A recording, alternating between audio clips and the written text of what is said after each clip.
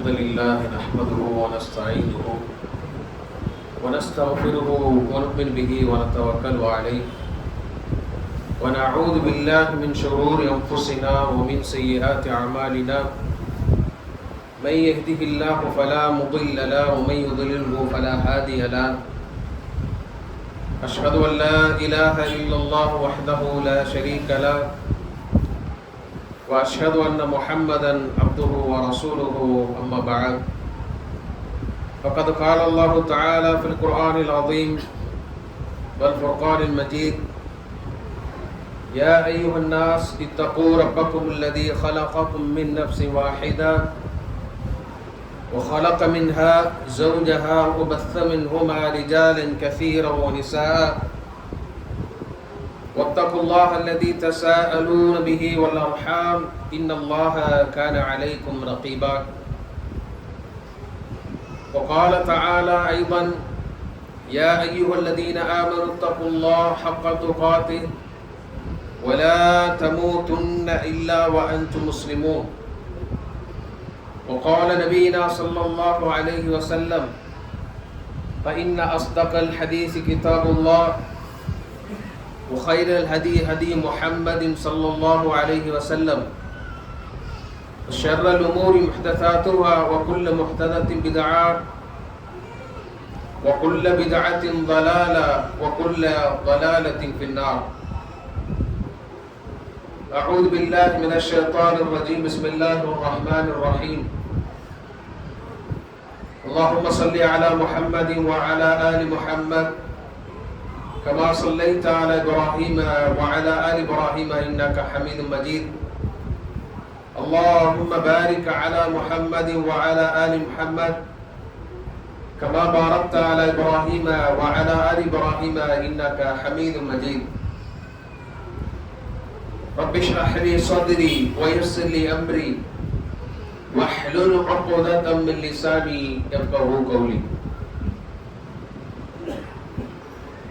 அளவற்ற அருளாளனும் நிகரற்ற அன்புடையவருமாகிய அல்லாஹ்வின் திருப்பெயர் போற்றி ஆரம்பிக்கிறேன். அவருடைய சாந்தியும் சமாதானமும் நபிகள் நாயகம் ஸல்லல்லாஹு அலைஹி வஸல்லம் அவர்கள் மீதும் அவருடைய குடும்பத்தார்கள் மீதும் சஹாபாக்களின் மீதும் சஹாபிய தோழிகளின் மீதும் மறுமை நாள் வரை வாழக்கூடிய மூமினான ஆண்களின் மீதும் பெண்களின் மீதும் குறிப்பாக இமாம் மிம்பரில் ஏறுவதற்கு முன்னால் வந்து அமர்ந்து தங்களுடைய பெயர்களை மலக்குமாருடைய பதிவேட்டில் பதிந்து கொண்ட நம் அனைவரும் மீதும் என்றென்றும் நிலவட்டுமாக. கண்ணியத்திற்குரிய அல்லாஹ்வின் நல்லடியார்களே, சகோதரர்களே,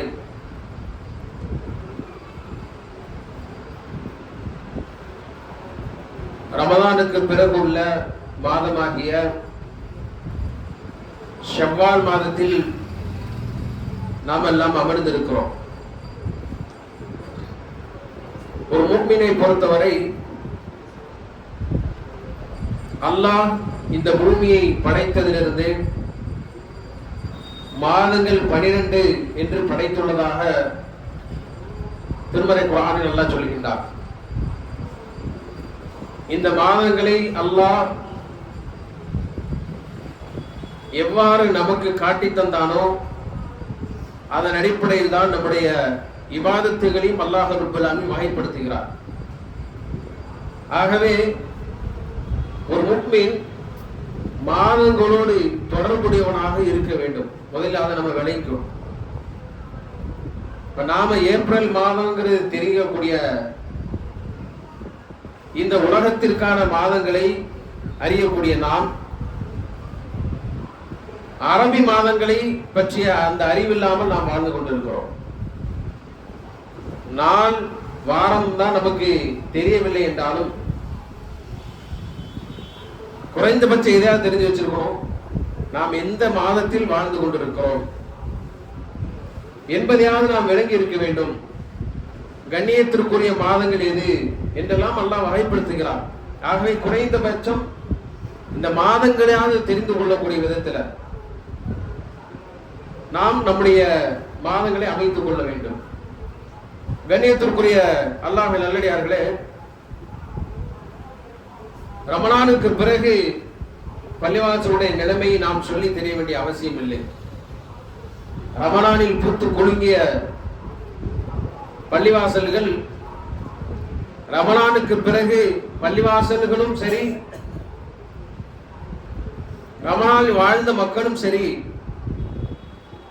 சற்று பின்னடைவை சந்தித்திருப்பதை நாம் எல்லாம் என்ன செய்கிறோம்? ஷவ்வாலுடைய மாதத்தில் நாம் எல்லாம் தெளிவாக காண்கிறோம். அப்படி என்றால் நாம் வருடம் வருடம் ரமலானை நாம் சந்திக்கிறோம். இந்த ரமலானுக்கு பிறகு உள்ள மாதங்களை நாம் எவ்வாறு வாழ வேண்டும் என்பதை, ரமலான் அதற்குரிய பயிற்சி மாதம் என்பதை விளங்காமல் நாம் என்ன செய்கிறோம்? ரமலானை அணுகுகிறோம். ரமலானுக்கு பிறகு ஒரு மூமினுடைய வாழ்க்கை எவ்வாறு இருக்க வேண்டும் என்பதை ஸலஃபு ஸாலிஹீன்கள் நமக்கு அழகான முறையில் நமக்கு பயிற்சி தருகின்றார்கள். இந்த ரமலான் என்பது ஷவ்வாலில் நாம் இதை பற்றிய சில தகவல்களை நாம் விளங்கிக் கொள்ள வேண்டும். கண்ணியத்திற்குரிய அல்லாஹ்வின் நல்லடியார்களே, எல்லா வருடமும் இல்லாததை போன்று இந்த வருட ரமலான் சற்று வேகமாக நம்மை கடந்து சென்று விட்டது. அப்படிதான் இல்லையா? கண்ணை மூடி கண்ணை தொடர்பு முன்னால ரொம்ப வேகமா போயிடுச்சு. வருஷம் வருஷம் இந்த சிந்தனை, இந்த ஒரு உணர்வை நாம் அனுபவிக்கிறோம். ஒவ்வொரு ரமலானும் நம்மை கடந்து செல்லும் பொழுது ஏற்கனவே இருந்த ரமலானை விட இந்த ரமலான் நம்மை சற்று வேகமாக கடந்து விட்டது போன்ற உணர்வை நாம் அனுபவித்துக் கொண்டே இருக்கிறோம். இவையெல்லாம் நமக்கு உணர்த்தக்கூடிய ஒரு செய்தி என்னவென்றால், ரமலான் எப்படி துவங்கி வேகமாக முடிந்ததோ இதே போன்று உலகத்தில் உள்ள எல்லாவற்றிற்கும் அல்லாஹ் ரப்பல் ஆலமீன் துவக்கத்தின் முடிவையும் வைத்திருக்கிறார் என்பதை நாம் விளங்கி வாழ வேண்டும். இன்னும் சொல்ல போனால், பல வருடங்களுக்கு முன்னால் ரமலான் சற்று நீண்டதாக நமக்கு உணர்வை தோன்றியது, உணர்வை தந்தது. ஆனால் தற்போதெல்லாம் மிக வேகமாக கடந்து செல்வது போன்ற உணர்வு நமக்கு ஏற்படுகின்றது. இதே போன்றுதான் ஆரம்பத்தில் வாழ்ந்த மக்களுக்கு அல்லாஹ் ரப்பல் ஆலமீன் ஆயுளை அல்லாஹ் நீட்டினார். நூஹ் அலைஹிஸ்ஸலாம் அவர்களுடைய சமூகம் 950 வருடங்கள் அல்லாஹ் அவர்களுக்கு ஆயுளை கொடுத்தார். ஆனால் இந்த உம்மத்திற்கான ஆயுளை அல்லாஹ் குறைத்து விட்டார். 60 70 என்று அல்லாஹ்வுடைய தூதர் ஸல்லல்லாஹு அலைஹி வஸல்லம் அவர்கள் சொல்லக்கூடிய விதத்தில் நபியுடைய உம்மத்திற்கான வயதை அல்லாஹ் குறைத்து விட்டார். இவையெல்லாம் எவற்றினுடைய அடையாளம் என்பதை நாம் சிந்திக்கும் பொழுது, ரமலான் நம்மை விட்டு வேகமாக கடந்து செல்வது என்பது நாம் மறுமையை நெருங்கிவிட்டோம் என்பதை அல்லாஹ்வுடைய தூதருடைய ஹதீஸுகள் நமக்கு நினைவூட்டுகின்றன. ரமலான் நம்மை வேகமாக கடந்து செல்லுகின்றது, கடந்து சென்று கொண்டிருக்கிறது என்ற அந்த உணர்வு அல்லாஹ்வின் தூதர் ஸல்லல்லாஹு அலைஹி வஸல்லம் அவர்கள் சொன்னார்களா இல்லையா? நானும் என்னுடைய உம்மத்தும் மறுமை நாளுக்கு மிக நெருக்கமாக இருக்கிறோம் என்று தன்னுடைய ஆள்காட்டி விரலையும் நடுவிரையும் காட்டி சொன்னார்கள். எனது உம்மத்திற்கும் மறுமைக்கும் எந்த ஒரு இடைவெளியும் இல்லை, என்னுடைய உம்மத்தானது மிக நெருக்கமாக இருக்கிறது என்று அல்லாஹ்வுடைய தூதர் ஸல்லல்லாஹு அலைஹி வஸல்லம் சொன்னார்கள். என்னுடைய உம்மத்தில் தான் மறுமை என்பது ஏற்படும், என்னுடைய உம்மத்தில் தான் மறுமை நாளுடைய அடையாளங்கள் ஆரம்பிக்கும் என்று அல்லாஹ்வுடைய தூதர் அவர்கள் சொன்னார்கள். ஆகவே இந்த காலங்கள் சுருக்கம் என்பது, கால சுருக்கம் என்பது மறுமை நாளுடைய அடையாளம் என்று அல்லாஹ்வுடைய தூதர் ஸல்லல்லாஹு அலைஹி வஸல்லம் அவர்கள் முன்மொழிந்ததை நாம் கண்கூடாக அனுபவிக்க ஆரம்பிக்கின்றோம். காலங்கள் சுருங்கிவிட்டது. வாரங்கள், மாதங்கள், வருடங்கள் மிக வேகமாக நம்மை கடந்து சென்று கொண்டிருக்கிறதை நாம் உணர்ந்து கொண்டிருக்கிறோம். ஆகவே ஒவ்வொரு ரமலானும் நம்மை கடந்து செல்லும் பொழுது நாம் சிந்திக்க வேண்டும், சகோதரர்களே, நாம் மறுமையின் பக்கம் நெருங்கிக் கொண்டிருக்கிறோம். அடுத்தபடியாக கண்ணியத்திற்குரியவர்களே, இந்த ரமலானுடைய மாதத்தில் நாம் நோன்பு இருந்தோம். நோன்பு என்பது நமக்கு மகிழ்ச்சியானதாக ஒன்று இருந்தாலும், மகிழ்ச்சியை நமக்கு தந்தாலும், நோன்புடைய மாதம் என்று வந்துவிட்டாலே மூமின்கள் மகிழ்ச்சியாக இருந்தாலும், நோன்பு இருப்பது என்பது ஒரு சிரமம் தான். நோன்பு மாதம் என்பது ஒரு சிரமம் தான். நம்ம என்னதான் மகிழ்ச்சியான ஒரு மாதமாக அதை வரவேற்றாலும் நோன்புல இருக்கிறதுங்கிற சிரமத்தை தந்ததா அல்லது நமக்கு எப்படி இருந்தது? ராகத்தா இருந்தமா? சிரமத்தை தான் அது ஏற்படுத்தியது. ஏன்னு சொன்னா நினைச்ச நேரத்துல தண்ணி குடிக்க முடியாது, கடுமையான வெயில், கடுமையான பசி, இவையெல்லாம் நமக்கு எதை தான் கொடுத்தது? சிரமங்களை தான் கொடுத்தது. அப்ப இந்த சிரமங்கள் நமக்கு தரக்கூடிய பாடமாகும், படிப்படியாகும் நான் எதை எடுத்துக்கொள்ள வேண்டும் என்றால், எல்லா வழிபாடுகளிலும் அல்லாஹ் ரப்பல் ஆலமீன் ஒரு சிரமத்தை நமக்கு ஏற்படுத்தி தந்துள்ளார். இந்த ரமலானை நாம் எப்படி சிரமமாக இருந்தாலும் மின்முகத்தோடு வரவேற்றோமோ, அதே போன்று இபாதத்துகள், வணக்க வழிபாடுகள் என்று வந்துவிட்டாலே அதில் ஒரு சில சிரமங்களை அல்லாஹ் ஏற்படுத்தி இருப்பார். அந்த சிரமங்களை நாம் மின்முகத்தோடு வரவேற்பதுதான் நாம் இம்மையிலும் மறுமையிலும் வெற்றி பெறுவதற்குரிய அடையாளம் என்று அல்லாஹ்வுடைய தூதர் ஸல்லல்லாஹு அலைஹி வஸல்லம் அவர்கள் சொல்லி தருகின்றார். அப்ப ரமலான் நமக்கு தரக்கூடிய ஒரு பாடம் நமக்கு என்னவென்றால், வணக்க வழிபாடுகள் ஈடுபடும் பொழுது சிரமங்கள் சில நேரங்களில் இருக்கும். அந்த சிரமங்களை அல்லாஹ்வுக்காக தாங்கிக் கொண்டு, அல்லாஹ்வுக்காக பொறுத்து கொண்டு அந்த வணக்க வழிபாடுகளை செய்வதற்கு நாம் கொடுக்கக்கூடிய ஆர்வம் தான் நம்மை மறுமைக்கான வெற்றிக்கு அழைத்து செல்லும் என்று இந்த ரமலான் நமக்கு ஒரு பாடத்தை தருகின்றது. காலையில ஃபஜ்ருக்கு எழும்புவது என்பது ஒரு சிரமமான ஒரு காரியம்தான். தொழுகை அதன் உரிய நேரத்தில் நம்முடைய எல்லா விதமான காரியங்களும் ஒதுக்கிவிட்டு பள்ளிவாசல் உட்கார்ந்து அந்த வக்துடைய நேரத்தில் தொழுவது என்பது ஒரு சிரமமான காரியம்தான். ஆனால் இந்த சிரமங்களை அல்லாஹ்வுக்காக நாம் தாங்கிக் கொண்டு அல்லாஹ்வுக்காக இன்முகத்தோடு வரவேற்பது என்பதுதான் ஒரு முஃமினுக்கு ரமலான் தரக்கூடிய ஒரு பயிற்சியாக அல்லாஹ்வுடைய தூதர் ஸல்லல்லாஹு அலைஹி வஸல்லம் அவர்களும் இந்த வணக்க வழிபாடை நமக்கு ஆக்கியிருக்கின்றார்கள். அப்ப அன்பார்ந்த அல்லாஹ்வின் நல்லடியார்களே, அறிஞர்கள், சலஃபுகளுடைய உலமாக்கள் சொல்கின்றார்கள், ஒரு மூமினுக்கும் ஒரு முனாஃபிக்குக்கும் உள்ள வேறுபாடு, ஒரு மூமினுக்கும் ஒரு ஈமான் கொண்டவருக்கும் ஒரு நயவஞ்சகருக்கும் உள்ள வேறுபாடு ரமலானை பொறுத்து அமையும் என்று சொல்கின்றார்கள். எப்படி என்றால், ஒரு மூமின் என்பவன் இந்த ரமலானை விட்டு பிரியும் பொழுது அவனுடைய உள்ள மகிழ்ச்சியாக இருக்கும். எப்படி என்றால், ரமலானில் நான் செய்த அமல்களை நினைத்து, அவன் செய்த வணக்க வழிபாடுகளை நினைத்து அவன் மகிழ்ச்சியாக இருப்பான்.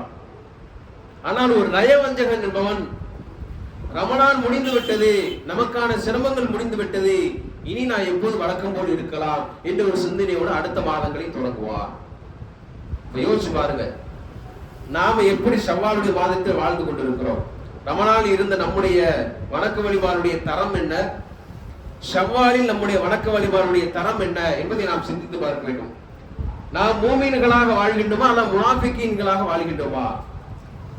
நிறைய பேருக்கு அல்லாஹ் நாடியவர்களை தவிர ரமலான் எப்படா முடியும், நாம் வழக்கம் போல் உள்ள வாழ்க்கைக்கு எப்போது மாறுவது, பழைய வாழ்க்கைக்கு நிம்மதியான வாழ்க்கையின் பக்கம் எப்போது செல்வது, நினைத்த நேரத்தில் நினைத்ததை எப்போது செய்ய முடியும் என்ற ரமலான் என்பது பலருக்கு சுமையாக இருந்திருக்கிறது. ரமலான் முடிந்த பிறகு ஒரு மிகப்பெரிய ஒரு விடுதலையை போன்ற உணர்வு தரக்கூடியவர்களாக நிறைய முஸ்லிம்கள் இன்றைக்கு வாழ்ந்து கொண்டிருக்கின்றார்கள். இவர்களைத்தான் இமாம்களும் சலஃபுகளுடைய உலமாக்களும் சொல்கிறார்கள், இவர்கள் நயவஞ்சகர்களாக வாழ்ந்து கொண்டிருக்கிறார்கள், இவர்கள் ரமலானுக்காக வாழ்கிறார்கள் என்று சலஃபுகளுடைய அறிஞர்கள் வகைப்படுத்துகிறார்கள். மூமின்களையும் முனாஃபிக்குகளும் வகைப்படுத்துகிறார்கள். அப்படி என்றால் ஒரு மூமின் என்பது எப்படி வாழ வேண்டும்? அல்லாஹ் திருமறை குர்ஆன் சொல்கிறார் இல்லையா, வஅபுது ரப்பக ஹத்தா அத்தானல் யகீன், உனக்கு உறுதியாக ஒன்று வரும் வரை அல்லாஹ்வை நீ வணங்கிக் கொண்டே இரு. அல்லாஹ் என்ன சொல்றீங்களா? வஅபுது ரப்பக ஹத்தா அத்தானல் யகீன், உறுதியாக உனக்கு ஒன்று வரும் வரை அல்லாஹ்வை நீ வணங்கிக் கொண்டே இரு என்று அல்லாஹ் ரப்பல் ஆலமீன் சொல்கிறார். நமக்கு உறுதியாக வரக்கூடியது என்ன? நமக்கு உறுதியாக வரப்போவது என்ன? குல்லு நஃப்ஸின் ஸாயிகத்துல் மௌத், உங்களில் ஒவ்வொருவரும் மரணத்தை நிச்சயமாக உறுதியாக அடைந்தே தீர்வீர்கள். எல்லா மனிதர்களும் அடைந்தே தீரக்கூடிய உறுதியான ஒன்று மரணம் என்று அல்லாஹ் ரப்பல் ஆலமீன் சொல்கின்றார். அப்ப மூமினுடைய வணக்க வழிபாடு என்பது எப்படி இருக்க வேண்டும்? அவன் மரணிக்கின்ற வரை அவன் அல்லாஹ்வை வணங்கக்கூடியவனாக இருக்க வேண்டும். இதற்குரிய அர்த்தம் என்ன தெரியுமா? அல்லாஹ் குர்ஆன் சொல்கிறானே இல்லையா, ஃபஃபிர்ரு இலல்லாஹ், அல்லாஹ்வின் பக்கம் நீங்கள் விரைந்து வாருங்கள். எதன் பக்கம் நாம போகக்கூடாது? அமல்களை நோக்கி நாம் செல்லக்கூடாது, அமல்களின் பக்கம் நாம் விரையக்கூடாது. அல்லாஹ் என்ன சொன்னா, நீங்க அமலின் பக்கம் விரையுங்கள், அமல்களை நோக்கி செல்லுங்கள் என்று அல்லாஹ் சொல்லல. அல்லாஹ் என்ன சொன்னா, ஃபஃபிர்ரு இலல்லாஹ், அல்லாஹ்வின் பக்கம் நீங்கள் விரைந்து வாருங்கள். அப்போ அமல்களின் பக்கம் போவதாக இருந்தால் நாம் எப்படி இருப்போம்? ரமணானில் மட்டும் அமல்களை செய்து கொண்டு, ரமணானில் மட்டும் அமல்களை அதிகமாக செய்யக்கூடியவர்களாக இருப்போம். அல்லாஹ்வின் பக்கம் விரையக்கூடியவர்களாக இருந்தால்தான் ரமணானுக்கு பிறகும் அல்லாஹ் இருக்கிறான், ரமணானுக்கு பிறகும் அமல்கள் இருக்கிறது என்ற ஒரு சிந்தனை ஒரு மூமினுக்கு ஏற்படும். ஆகையால் தான் அல்லாஹ் சொல்லுகிறான், வஅபுது ரப்பக, உம்முடைய இறைவனை வணங்குவீராக, ஹத்தா அத்தானல் யகீன், உங்களுக்கு மரணம் வருகின்ற வரை அல்லாஹ்வை வணங்கிக் கொண்டே இருங்கள். மேலும் அல்லாஹ் ரப்பல் ஆலமீன் சொல்கின்றான், நீங்கள் அல்லாஹ்வின் பக்கம் விரையுங்கள், அமல்களின் பக்கம் விரையக்கூடாது என்பதைத்தான் அல்லாஹ் ரப்பல் ஆலமீன் இந்த ரமலானின் மூலமாக நமக்கு பயிற்சி தருகின்றார். ஆக கண்ணியத்திற்குரிய அல்லாஹ் நல்லடியார்களே, ஒரு அமல் அல்லாஹ்விடத்தில் ஏற்றுக்கொள்ளப்படுவதற்கான அடையாளம், ஒரு அமல் அல்லாஹ்விடத்தில் ஏற்றுக்கொள்ளப்படுவதற்கான அடையாளம் என்னவென்றால், ஒரு அமலுக்கு பிறகு இன்னொரு அமல்களை செய்வதற்கு ஒரு மூமின் ஆசைப்படுவார், அதில் ஆர்வமாக இருப்பான் என்று ரசூலுல்லாஹி ஸல்லல்லாஹு அலைஹி வஸல்லம் சொல்கிறார். ஒரு அமல் அல்லாஹ்விடத்தில் ஏற்றுக்கொள்ளப்படுவதற்கான அடையாளம் என்ன? ஒரு அமலை செய்த பிறகு அடுத்த அமலுக்காக அவன் ஆசைப்படுவான் என்று அல்லாஹ்வுடைய தூதர் ஸல்லல்லாஹு அலைஹி வஸல்லம் சொல்கிறார். உதாரணத்துக்கு நாம் எடுத்தோம் என்றால், ஒரு ரமலானில் நாம் அமல்களை செய்கிறோம், நோன்பு வைக்கிறோம், அதற்கு பிறகு தொழுகின்றோம், தர்மம் செய்கின்றோம். இப்படி நாம் என்ன செய்கிறோம்? ஒரு அமல் அடுத்தது ஒரு அமல் என்று நாம் என்ன செய்யறோம்? ஆர்வமாக ஆசையாக இருந்து கொண்டே இருக்கிறோம். அதே போன்றுதான் ரமலானுக்கு பிறகும் ஒரு அமலை செய்துவிட்டு அடுத்த அமலை செய்ய வேண்டும், வேறொரு அமலை செய்ய வேண்டும் என்ற ஒரு ஆசை, தொழுது முடித்த பிறகு உட்கார்ந்து திக்ர் செய்ய வேண்டும் ஒரு ஆர்வம், தொழுது முடித்த பிறகு திக்ர் செய்ய வேண்டும் ஒரு ஆசை இருக்கிறது என்றால், அவனுடைய ஏற்கனவே செய்த அவனுடைய அமலை அல்லாஹ் ஏற்றுக்கொண்டான் என்பதற்கான அடையாளம். தொழுதுட்டோம், தொழுது முடிச்ச உடனே எழுந்து ஓடக்கூடாது, தொழுது முடித்தவுடன் உட்கார்ந்து அல்லாஹ்வை திக்ர் செய்ய வேண்டும், அல்லாஹ்வை நினைவு கூற வேண்டும் என்ற ஒரு ஆசை ஒரு அடியானுக்கு வருகிறது என்றால், அவனுடைய ஏற்கனவே செய்த அமலை அல்லாஹ் ஏற்றுக்கொண்டார் என்று ரசூலுல்லாஹி ஸல்லல்லாஹு அலைஹி வஸல்லம் அவர்கள் சொல்கிறார். ஆகவே அமல்கள் என்பது எப்படி இருக்க வேண்டும்? அல்லாஹ்வுடைய தூதர் ஸல்லல்லாஹு அலைஹி வஸல்லம் அவர்கள் சொன்னார்கள், அஹப்புல்லாஹ், அல்லாஹ்வுக்கு மிக விருப்பமான ஒரு காரியம் என்னவென்றால், ஒரு அமலை அவன் தொடர்ச்சியாக அவன் அமல்களை செய்ய வேண்டும், அது குறைவாக இருந்தாலும் சரி. அமல்களை நாம் குறைவாக செய்தாலும் நாம் எப்படி இருக்க வேண்டும் என்று அல்லாஹ் விரும்புகிறான், அதை தொடர்ச்சியாக செய்யக்கூடியவனாக இருக்க வேண்டும். அப்படிப்பட்டவருடைய அமல்களை தான் அல்லாஹ் ஏற்றுக்கொள்கிறான். அப்ப நாம எப்படி ரமலானில் அதிகமான அமல்களை, அதற்கு முன்னால் உள்ள மாதத்திற்கும் அதற்கு பின்னால் உள்ள மாதத்திற்கும் சம்பந்தமே இல்லாத அளவுக்கு நிறைய அமல்களை செய்கின்றோம், ரமலானுக்கு பிறகு எந்த ஒரு அமல்களை செய்யாம அப்படியே குறைத்து விடுகின்றோம். இவர்களை அல்லாஹ் நேசிக்க மாட்டான். யாரை அல்லாஹ் நேசிப்பதாக ரசூலுல்லாஹி ஸல்லல்லாஹு அலைஹி வஸல்லம் சொல்கிறார்கள், அஹப்புல்லாஹ், அல்லாஹ்வுக்கு மிக விருப்பமானவர் யார் என்றால், தொடர்ச்சியாக அமல்களை செய்து கொண்டே வருவார், அது குறைவாக இருந்தாலும் சரி. குர்ஆனோடு தொடர்பு, ரமலானில் நாம குர்ஆனோடு ஒரு அளவுக்கு தொடர்பில் இருந்தோம். ரமலானுக்கு பிறகு ஷவ்வாலில் குர்ஆனோடு தொடர்பு என்ன? யோசித்து பாருங்கள். நாம் அனுதினமும் குர்ஆனை எடுத்து ஓதுகின்றோமா? குர்ஆனுடைய வசனங்களை நாம் ஓதுகின்றோமா? குர்ஆனோடு தொடர்பு என்ன? அப்ப ரமலானில் நாம் அதிகமாக குர்ஆனை ஓதினோம், ரமலானுக்கு பிறகு குர்ஆனோடு எந்த ஒரு தொடர்பும் இல்லாமல் இருந்தோம் என்றால், இந்த அமல்கள் அல்லாஹ்விடத்தில் ஏற்றுக்கொள்ளப்படாது. இந்த அமல்களை அல்லாஹ் ஏற்றுக்கொள்ளவில்லை. ஏனென்றால் ஒரு அமலை செய்த பிறகு அந்த அமல் ஏற்றுக்கொள்ளப்பட்டதற்கான அடையாளம் என்ன? அதற்கு பிறகும் அந்த அமலை செய்வதற்கு அவனுடைய உள்ளத்தில் ஆசை வரும். அப்ப எந்த ஒரு ஆசை இல்லை, எந்த ஆர்வம் இல்லை, ரமலானில் குர்ஆனை ஓதி முடித்து விட்டோம், அதற்கு பிறகு எந்த ஒரு குர்ஆனோடு தொடர்பு இல்லை என்றால், நாம் செய்த அமல்களை அல்லாஹ் ஏற்றுக்கொள்ள மாட்டார். ஆகவே குறைவாக ஓதினாலும் நாம் என்ன செய்யணும்? தொடர்ச்சியாக அந்த அமலை செய்ய வேண்டும் என்று அல்லாஹ்வுடைய தூதர் ரசூலுல்லாஹி ஸல்லல்லாஹு அலைஹி வஸல்லம் சொல்கிறார்கள். இந்த அமலை தான் அல்லாஹ் அதிகமாக விரும்புகிறான், இந்த அமலை தான் அல்லாஹ் அதிகமாக நேசிக்கிறான் என்று அல்லாஹ்வின் தூதர் ஸல்லல்லாஹு அலைஹி வஸல்லம் சொல்கிறார்கள். அடுத்தபடியாக கண்ணியத்திற்குரியவர்களே, இந்த ரமலான் நமக்கு தரக்கூடிய ஒரு பயிற்சி என்னவென்றால், நாம் பெருநாள் அன்றைக்கு மற்ற மதத்தினருக்கும் நமக்கு உள்ள ஒரு வித்தியாசம் என்பதை நாம் விளங்கிக் கொள்ள வேண்டும். மற்ற மதத்தினவர்கள் அந்த பெருநாள் அவர்களுக்கென்று எந்த ஒரு நாளை அவர்கள் பண்டிகை நாளாக கொண்டாடுகிறார்களோ அதில் அவங்க எப்படி இருப்பாங்கன்னு சொன்னா, அதற்கு முன்னால் வரைக்கும் கட்டுப்பாடோடு இருப்பார்கள். பண்டிகை நாள் அன்று கட்டுப்பாடுகளை எல்லாம் தளர்த்து விடுவார்கள். எப்படி வேணாலும் இருந்துக்கலாம், எப்படி வேணாலும் சந்தோஷமாக இருந்து கொள்ளலாம் என்று நினைச்சுவார்கள். பண்டிகை காலத்தில் அன்றைக்கு எப்படி வேண்டுமானால் இருந்து கொள்வார்கள், கட்டுப்பாடு இல்லாமல் இருந்து கொள்வார்கள், வரம்பு மீறுவார்கள். ஆனால் இஸ்லாம் நமக்கு காட்டித்தரக்கூடிய அழகான வழிமுறை என்ன தெரியுமா? ஒரு மாத காலம் நோன்பு இருந்து, ஒரு மாத காலமாக வணக்க வழிபாட்டில் ஈடுபட்டு, ஒரு மாத காலமாக தொழுகையில் ஈடுபட்டு, ஒரு மாத காலமாக பயான்களில் அமர்வுகளில் அமர்ந்திருந்தாலும் பெருநாள் அன்றைக்கு காலையில் ஒரு மூமின் செய்யக்கூடிய முதல் காரியம் என்னதான்? அல்லாஹ்வை 2 ரக்காத் தொழ வேண்டும். அல்லாஹ்வை 2 ரக்காத் தொழ வேண்டும். அதற்கு பிறகு உட்கார்ந்து ஒரு அரை மணி நேரமாவது குறைந்தபட்சம் அவனுடைய வசனங்களை, அவனுடைய பொன்மொழிகளை, சொத்துமாக்களை அவன் உன்னிப்பாக கவனிக்க வேண்டும் என்ற ஒரு கட்டுப்பாட்டை அல்லாஹ் நமக்கு ஏற்படுத்தி இருக்கிறார். இதுதான் இஸ்லாத்திற்கும் மற்ற மதத்திற்கும் உள்ள ஒரு வேறுபாடு சகோதரர்களே. ஆகவே இந்த ரமதானும் சரி, அந்த பெருநாளும் சரி, நமக்கு உணர்த்துகின்ற ஒரு பாடம் என்ன தெரியுமா? ஒரு மூமினுடைய வெற்றி என்பது எதில் தான் அமைந்திருக்கிறது?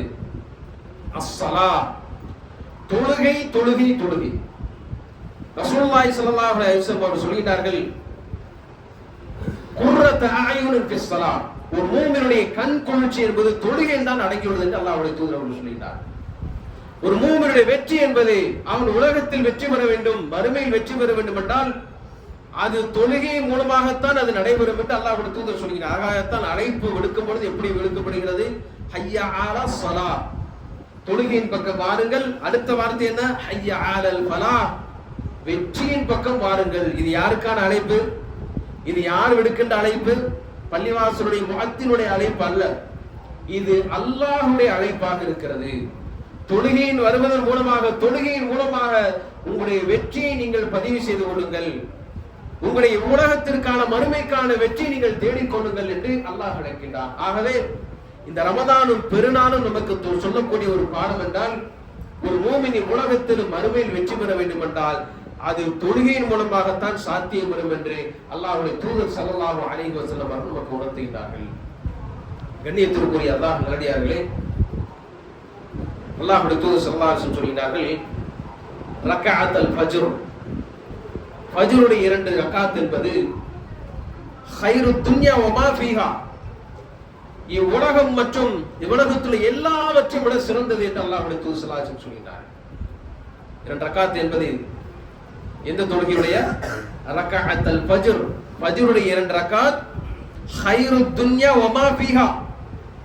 அந்த வார்த்தையை கவனிக்க வேண்டும்.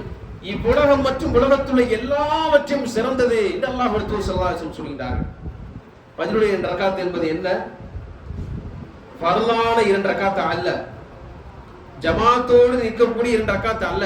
அல்லாஹ்வுடைய தூதர் ஸல்லல்லாஹு அலைஹி வஸல்லம் சொல்கிறார்கள், ஜமாத்திற்கு முன்பாக 2 ரக்காத் நாம் சுன்னத் தொழுகின்றோமா இல்லையா? அந்த ஃபஜ்ருடைய முன் சுன்னத்தான 2 ரக்காத் என்பது இதைவிட சிறந்தது, இந்த உலகம் உலகத்துள்ள எல்லாவற்றையும் சிறந்தது என்று அல்லாஹ்வுடைய தூதர் ஸல்லல்லாஹு அலைஹி வஸல்லம் சொல்கிறார்கள். சுப்ஹானல்லாஹ், எவ்வளவு பெரிய பாக்கியம் என்று பாருங்கள். ஒரு முஸ்லிம் காலையில எழும்பி அவன் பள்ளிக்கு செல்வதற்கு முன்னால் வீட்டில் 2 ரக்காத் தொழுவது அல்லது பள்ளிவாசலில் வந்து ஜமாத்திற்கு முன்னால் 2 ரக்காத் தொழுவது என்பது அவன் எதை அடைந்து விட்டான்? அந்த நாளில் இந்த உலகம் மற்றும் உலகத்தோடு எல்லாவற்றை விட சிறந்ததை அவன் அனுபவித்து விட்டான், அவன் அடைந்து விட்டான் என்று அல்லாஹ்வுடைய தூதர் ஸல்லல்லாஹு அலைஹி வஸல்லம் சொல்கிறார். இந்த உலகத்தில் நாம் எதையெல்லாம் பெரிதாக கருதுகிறோமோ, எவற்றையெல்லாம் நாம் மிகப்பெரிய ஆச்சரியமாக கருதுகிறோமோ, உலகத்தை பார்க்கும்போது நமக்கு ஆச்சரியமாக இருக்கிறது. இந்த உலகத்தில் ஒவ்வொரு வஸ்துக்களும் நமக்கு மிகப்பெரிய ஒரு ஆச்சரியத்தை ஏற்படுத்துகின்றது. இதை பிரம்மாண்டமாக பார்க்கிறோம். ஒண்ணு இல்ல, ஒரு சாதாரணமா ஒரு 10 ஏக்கர் 20 ஏக்கர் 50 ஏக்கர் இடத்தை வாங்கி போட்டாலே நமக்கு எப்படிப்பட்ட ஒரு எண்ணம் வந்துடும்?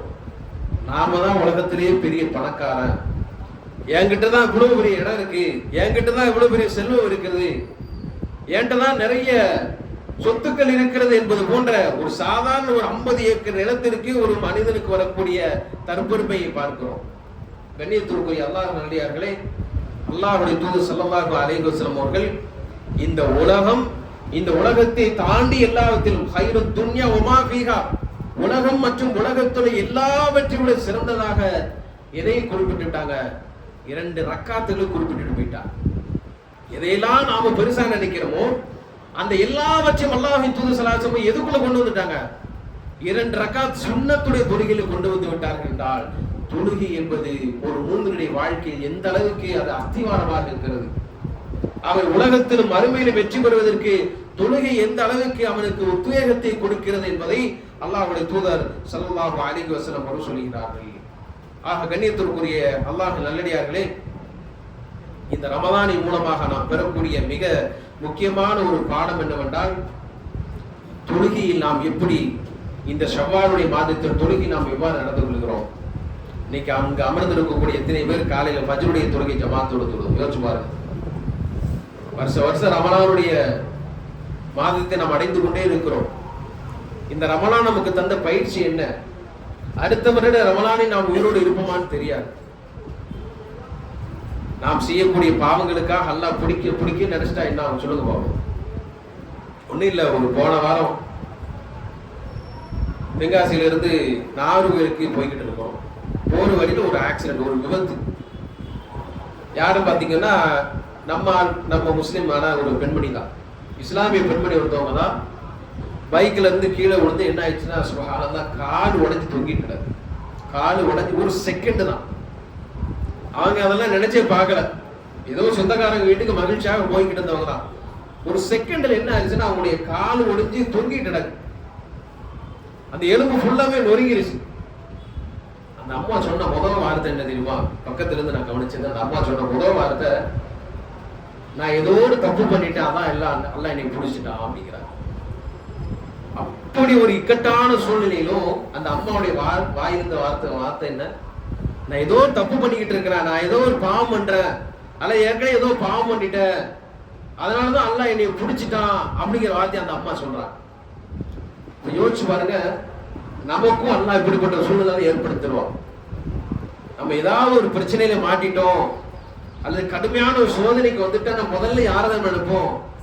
அல்லாஹ்வுக்கு நாம ஏதோ துரோகம் பண்ணிக்கிட்டு இருக்கிறோம், நாம ஏதோ ஒரு வரமுறிக்கிட்டு இருக்கிறோம், ஏதோ தவறான பாதையில் நம்ம பயணிக்க ஆரம்பிச்சோம் ஒரு சிந்தனை அல்லாஹ் ஏற்படுத்தி தந்துவிடான். அல்லாஹ் பாதுகாக்க வேண்டும் சகோதரர்களே. இது போன்ற கடுமையான சோதனை நம்முடைய பாவங்களுக்காக அல்லாஹ் பிடிக்க ஆரம்பித்து விட்டால், அல்லாஹ் சொல்லிக்கிறான் இல்லையா, இந்த உலகத்துல யாருக்கும் உயிரோடு வச்சிருக்க மாட்டாங்க. அல்லாஹ் சொல்றான், மனிதர்கள் செய்யக்கூடிய பாவங்களுக்காக நான் பிடிக்க ஆரம்பிச்சுட்டேன்னா இந்த பூமியில யாருமே நீங்க உயிரோட நடமாட முடியாது அல்லாஹ் ரப்பல் எச்சரிக்கை விடுக்கின்றார். ஆகவே எத்தனை ரமலானை நாம் அடைந்திருக்கிறோம், அடுத்த ரமலானை அடைவோமா என்பது நமக்கு தெரியாது. ஆகவே கடந்த ரமலானில் செய்த அந்த அமல்களை நான் நினைவுபடுத்திக் கொண்டு அடுத்த ரமலான் வருகின்ற வரை சலஃபு சாலிஹ்கள் எப்படி வாழ்ந்தார்கள் என்ற வரலாறை நாம் பார்க்கிறோம்.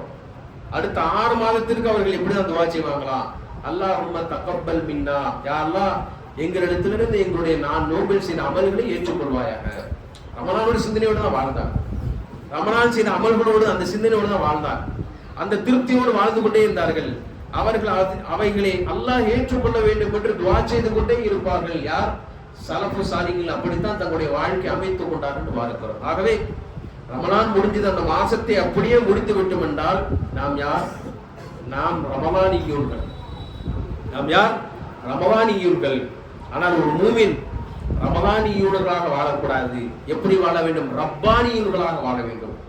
நாம் ரமலானை வணங்குவதற்காக அல்லாஹ் நம்மை படைக்கவில்லை, நாம் ரப்பை வணங்குவதற்காகத்தான் அல்லாஹ் படைத்துள்ளார். ரப்பை வணங்கக்கூடியவர் எப்படி இருக்க வேண்டும்? ரமலானில் மாத்திரம் அல்லாஹை வணங்காமல் ரமலானுக்கு பிறகு உள்ள அந்த மாதங்களிலும் ரப்பை வணங்கக்கூடியவர்களாக இருக்க வேண்டும் என்றுதான் அல்லாஹ் ரப்பல் ஆலமீன் நம்மை எதிர்பார்க்கிறார். ஆக சகோதரர்களே, 6 மாதத்துக்கு பிறகு சலஃபு சாலிஹ்களுடைய பிரார்த்தனை என்ன? அவர்கள் எப்படி இருப்பார்கள்? அல்லாஹும்ம பல்லிகனா ரமலான், யா அல்லாஹ் ரமலானை அடையக்கூடிய பாக்கியத்தை எங்களுக்கு கொடு என்று துஆ செய்வார்கள். ரமலானை நாங்கள் அடையக்கூடிய பாக்கியத்தை எங்களுக்கு கொடு. ஆக அவர்களுடைய சிந்தனை முழுக்க இதுதான் இருந்தது, ரமலான் ரமலான் ரமலான். அல்லாஹ் சும்மாவா குர்ஆன்ல சொல்லுவான்? பாக்கியம் பொருந்திய மாதம் அல்லாஹ் சும்மாவா சொல்றான்? எவ்வளவு பெரிய பாக்கியம்! சாதாரணமாக மரணித்தவர் ஒரு முஜாஹிதை விட சொர்க்கத்திற்கு வெகு சீக்கிரமாக செல்கிறார். அல்லாஹ்வுடைய பாதையில் போரிட்டு மரணித்த ஒருவரை விட, அல்லாஹ்வுடைய பாதையில் வீரதீரமாக போரிட்டு மரணித்தவரை விட, அதுக்கு பிறகு ஒரு வருடம் வாழ்ந்தவர், ரமலானை அடைந்தவர் சொர்க்கத்திற்கு மிக வேகமாக செல்கிறார் என்று நபிகள் நாயகம் ஸல்லல்லாஹு அலைஹி வஸல்லம் சொல்கிறார்கள். ஏன்? அவர் என்ன காரியத்தை செய்துவிட்டார்? வஹுவ அத்ரக ரமதான், அவர் ரமலானை அடைந்தார். வஸாம வஸல்லா, அந்த ரமலானில் நோன்பு இருந்தார், தொழுகையில் ஈடுபட்டார். ஆகவே முஜாஹிதை விட இரண்டு பேரும் ஒரே சமகாலத்தில் வாழ்ந்தவர்கள். ஆனால் ஏற்கனவே ஒரு வருடத்துக்கு முன்னால் வாழ்ந்தவரை விட ஒரு வருடம் பிந்தி வாழ்ந்தவர் சொர்க்கத்திற்கு முன் செல்கின்றார். என்ன காரணம்? ரமலானை அடைந்த ஒரே காரணத்திற்காக என்று ரசூலுல்லாஹி ஸல்லல்லாஹு அலைஹி வஸல்லம் விளக்கம் தருகிறார். ஆகவே நாம் அடையக்கூடிய ஒவ்வொரு வருடம் நாம் சந்திக்கின்ற ரமலான் என்பது சாதாரண விஷயம் அல்ல. ஆகையால் தான் ரசூலுல்லாஹி ஸல்லல்லாஹு அலைஹி வஸல்லம் சொன்னார்கள், ஒரு மனிதனை ரமலான் கடந்து செல்கிறது, அவனுடைய பாவங்கள் மன்னிக்கப்படாமல் சென்று விடுகிறது என்றால் அவன் இருந்தும் இல்லாமலும் ஒன்றுதான் என்று சொல்கிறார். அவன் மனிதனாக இந்த உலகத்தில் வாழ்வதும் வாழாததும் ஒன்றுதான், முஸ்லிமாக இருப்பதும் இல்லாத ஒன்றுதான் என்று அல்லாஹ்வுடைய தூதர் சொல்கிறார்கள். ஆகவே ஒரு முஸ்லிமாக இருக்கக்கூடிய ரமலான் எப்படி இருந்தால் அல்லாஹ்விடத்தில் தௌபா செய்யக்கூடிய, தன்னுடைய பாவங்களை மன்னிப்பு கேட்பவராக இருந்தார். ரமலானுக்கு பிறகும் நாம் எப்படி இருக்க வேண்டும்? தௌபாவை செய்யக்கூடாது. ரமலானிலோடு தௌபாவை முடித்து விடக்கூடாது. அல்லாஹ்விடத்தில் மன்னிப்பு கேட்பது என்பது நாம் நம்முடைய வாழ்வில் தொடர்ந்து கொண்டே இருக்க வேண்டும். ரமலானுக்கு பிறகும் தௌபா செய்யக்கூடியவர்களாக இருக்க வேண்டும். ஏனென்றால் ஷைத்தான் ஒரு முஸ்லிம் இடத்தில் எதைத்தான் விரும்புகிறான்? எப்போது ஒரு முஸ்லிம் தௌபாவை கைவிடுவான் என்பதை தான் எதிர்பார்த்து கொண்டே இருக்கிறோம். ஷைத்தான் ஒரு முஸ்லிம் இடத்தில் எதைத்தான் விரும்புவான்?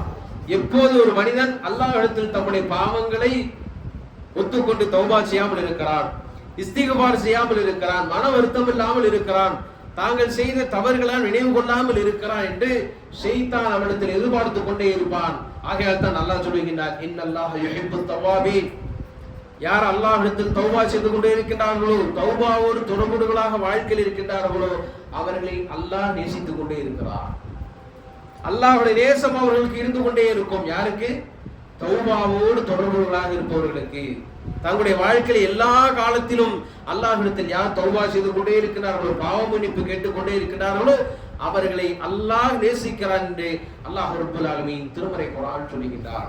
ஆக கண்ணியத்திற்குரிய அல்லாஹ் நல்லடியார்களே, ரமலானுக்கு பிறகு உள்ள காலங்களிலும் இந்த ரமலான் நமக்கு தரக்கூடிய பெரிய பாடம் என்னவென்றால், நாம் நம்முடைய வணக்க வழிபாடுகளை சரியான முறையில் செய்ய வேண்டும். நாம் மரணிக்கும் வரை வணக்க வழிபாடுகளை எப்படி அல்லாஹ் நிறைவேற்றுவோம் என்று நம்ம கட்டளையிட்டானோ அந்த கட்டளையின் அடிப்படையில் நம்முடைய வணக்க வழிபாடை நிறைவேற்றுவதில் நாம் அதற்கு எந்த ஒரு குறைச்சலும் இல்லாமல் நாம் வணக்க வழிபாடுகளை செய்ய வேண்டும். அதே போன்று கண்ணியத்திற்குரியவர்களே, தௌபாவில் தொடர்ச்சியாக இருக்க வேண்டும். அமல்களை செய்வதில் ஆர்வம் இருக்க வேண்டும். அது யாருக்காக? அல்லாஹுக்காக.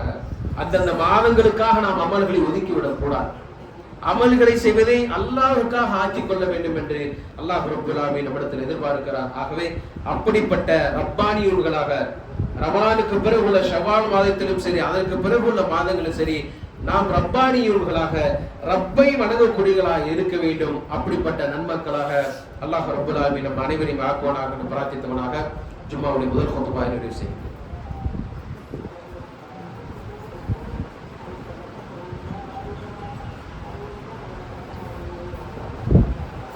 Alhamdulillah Rabbil Alamin wal aqibatu lil muttaqin wassalatu wassalamu ala asyrafil anbiya'i wal mursalin wa ala alihi wa sahbihi ajma'in. கண்ணியத்திற்குரிய அல்லாஹ் நல்லடியார்களே,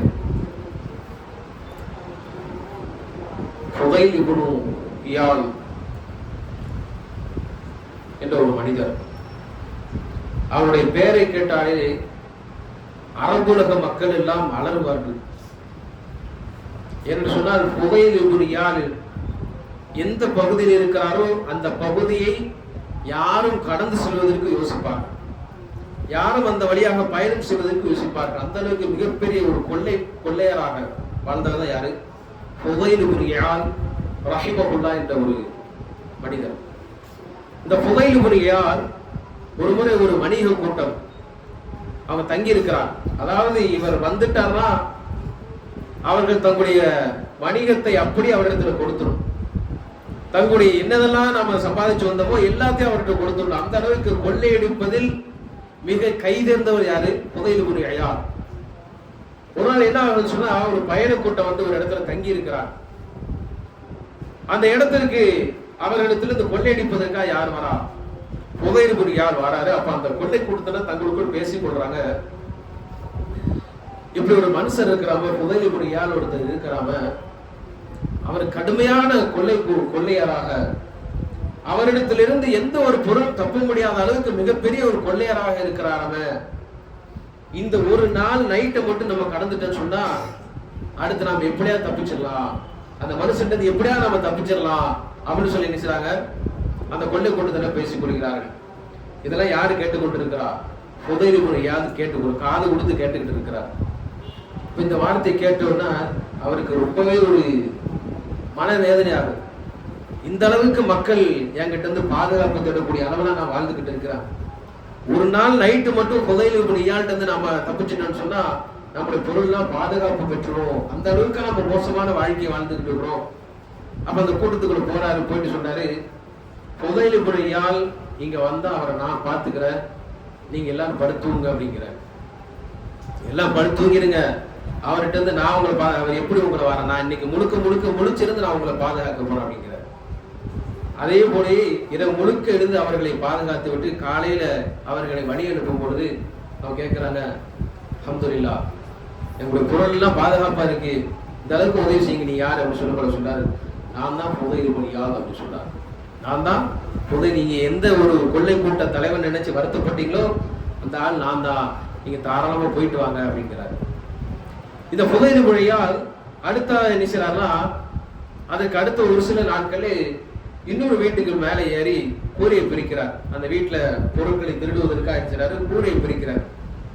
அப்ப அந்த வீட்டுக்குள்ள ஒரு அம்மா என்ன செய்றாங்கன்னா குர்ஆன் ஓதிக்கிட்டு இருக்கிறார். என்ன செய்றாங்க? குர்ஆன் ஓதிக்கிட்டு இருக்கிறார்.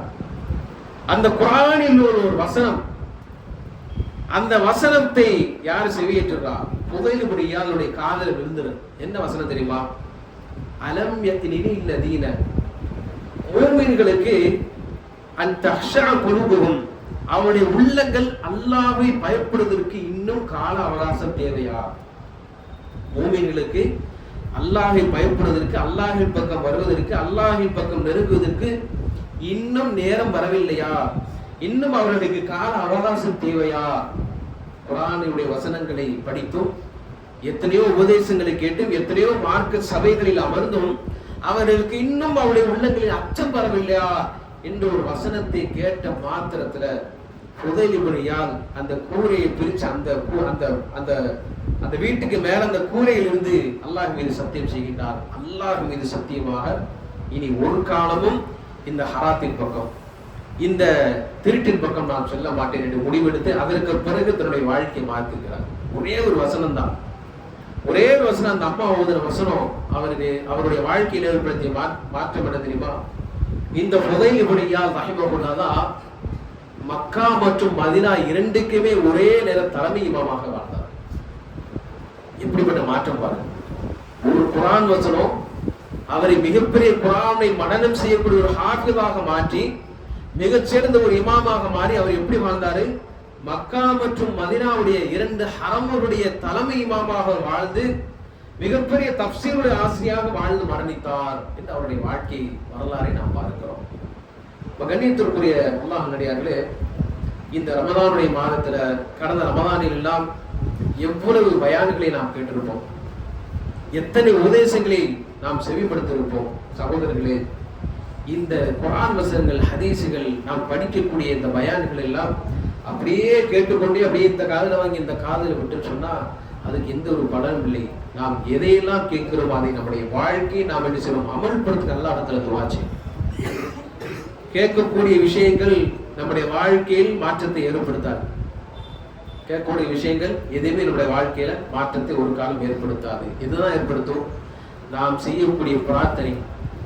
ஒவ்வொரு பயான் முடிஞ்ச பிறகும் எவற்றையெல்லாம் குர்ஆனை ஓதி முடித்த பிறகு எவற்றையெல்லாம் நம்முடைய உள்ளத்தில் பதிய வைக்கிறோம், அதற்கு பிறகு நம்ம அல்லாஹ்விடத்தில் எப்படி துஆ செய்யணும்? யா அல்லாஹ், நான் எதை கேட்டோமோ எதை செவியேற்றமோ அதை எங்களுடைய வாழ்க்கையில் நாம் அமல்படுத்தக்கூடிய செயல்படுத்தக்கூடிய மக்களாக எங்களை ஆக்குவாயாக என்று நாம் செய்யக்கூடிய பிரார்த்தனை தான் நம்முடைய வாழ்க்கையில் மாற்றத்தை ஏற்படுத்தும். ஆகையால் தான் அல்லாஹ்வுடைய தூதர் சொன்னாங்க, அல்லாஹ் ஆத்தி நஃப்ஸி தக்வாஹா, யா அல்லாஹ் என்னுடைய உள்ளத்தில் தக்வாவை கொடு, வஸக்கிஹா அதை தூய்மைப்படுத்து, அந்த ஹைரும் மன் ஸக்காஹா உள்ளங்களை தூய்மைப்படுத்துவது நீதான் சிறந்தவன்.